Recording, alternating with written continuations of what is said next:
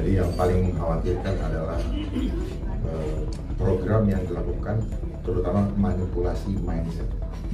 Kita akan digiring kepada saat ini kita akan digiring kepada suatu kondisi di mana kita akan dikunci untuk tidak mempunyai cipta, rasa dan karsa.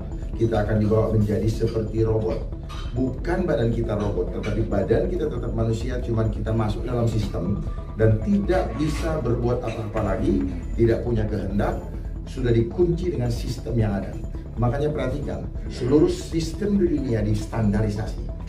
Apa yang disebutkan dengan international standard itu adalah cara menstandarkan semua konsep atau sistem yang ada. Dan ujung-ujungnya kita akan dibawa menjadi jauh dari rasa iman kepada kemahakuasaan Tuhan yang sering saya sebutkan dengan kata ateis. Kesannya beragama tetapi tidak menempatkan Tuhan sebagai yang terutama di dalam perjalanan hidup. Kita akan dibuat tergantung kepada teknologi. Waspadai ini. Saya tidak menakut-nakuti, tapi ini perlu kita waspadai. Jangan karena kita ingin teknologi lalu kita harus mengeluarkan uang banyak, tetapi manfaatnya justru malah memakan balik para penggunanya. Gadget yang ada, saya bisa buktikan bahwa dia punya kekuatan hipnotis, dibawa kemana-mana sama kita, dan itu memanipulasi mindset bangsa. Kita harus mulai mengkampanyekan secara terstruktur juga, sistematis dan masif, karena mereka bergerak secara terstruktur dan sistematis dan masif. Oleh sebab itu, bagi yang rindu untuk menyelamatkan bangsa, mari kita bergerak secara terstruktur, sistematis dan masif, terutama menyelamatkan generasi muda bangsa yang sekarang sudah mulai terpapar. Pertanyaannya mau atau tidak? Dan saat ini BSSN belum bisa banyak berbuat, karena kami masih menunggu pemutusan masalah rancangan undang-undang keamanan dan ketahanan cyber yang sedang berproses di DPR. Kalau itu sudah diputuskan, maka kami bisa berbuat banyak, karena dasar kami sekarang bergerak hanya perpres. Sebenarnya yang bisa melakukan itu adalah Kominfo. Hanya Kominfo kenapa tidak berhasil? Karena nomenklaturnya dia keliru. Harusnya Infocom. Kenapa? Informasi dulu yang dikelola, baru dikomunikasi. Jangan komunikasi semua, sampah pun dikomunikasikan. Nah, di Kominfo punya peralatan yang bisa mengontrol itu. Di situ bisa menunjukkan negara berdaulat. Contoh, ketika 3 hari setelah Mei 21-22 itu sempat bandwidth dikecilkan sehingga sulit orang mengirim gambar dan sebagainya. Bukti bahwa negara bisa berdaulat. Tinggal bagaimana kita yang mau, punya hati atau tidak, dan seterusnya. Itu teknis, saya tidak perlu jelaskan. Semuanya bisa dilakukan asal ada mau. Nah, revolusi industri yang sekarang terjadi 4.0 itu adalah bahasa manipulasi dari yang sebenarnya adalah revolusi kehidupan. Selalu mereka tidak mau menukik supaya kita gamblang, tetapi dengan manipulasi sedikit supaya kita tidak reluctant, tidak nolak, ya, sehingga kita menerima. Sebenarnya kita hidup kita sedang direkayasa. Nanti ada smart city, kesannya bagus smart city untuk ngatur, tetapi nanti kita akan dibuat jadi makhluk munafik.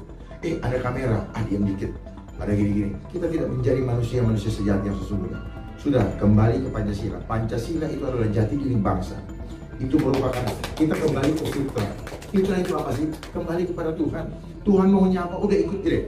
Karena kita ini kalau orang meninggal telah berpulang, artinya kita bukan rumah kita, bukan di sini. Sehingga ngapain kita kumpulkan hal-hal duniawi di sini? Tetapi itu yang terjadi. Kenapa? Itu adalah tawaran yang nikmat untuk menikmati hawa. Ekonomi adalah tawaran yang nikmat untuk memenuhi kebutuhan hawa nafsu. Dan itu siapa yang menginisiasinya? Ya nggak lain ya, iblis. Pertarungan hidup ini cuma 2 kekuatan, pertarungan Tuhan dan pertarungan iblis. Cuman kalau iblis dia selalu tawarkan lewat hawa nafsu karena kelemahan kita di situ. Tetapi kita lahir bukan dari kekuatan angka matematika atau nilai eksak, tetapi lahir daripada kekuatan supranatural. Makanya tidak bisa disandingkan. Kita akan kembali kepada kekuatan supranatural, bukan hitungan matematika. Kita bukan robot. Ya, kita bukan barang yang bisa dihitung. Catat itu, kita bukan barang, tapi mereka membuat kita menjadi hitung. Nanti di barang kita akan ada barcode. Seperti yang ada di dalam minuman itu ada barcode. Dia pikir kita barang apa? Dia mau data kita. Kapan kita mati tergantung berapa banyak uang yang kita punya. Makanya tanpa sadar orang berlomba-lomba mencari uang sebanyak-banyaknya supaya nilainya dimatiinnya agak lambat.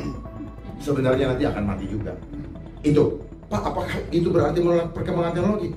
Ya, ini adalah Pak, pertanyaan yang manipulasi lagi. Seolah-olah kalau teknologi sudah pasti bagus.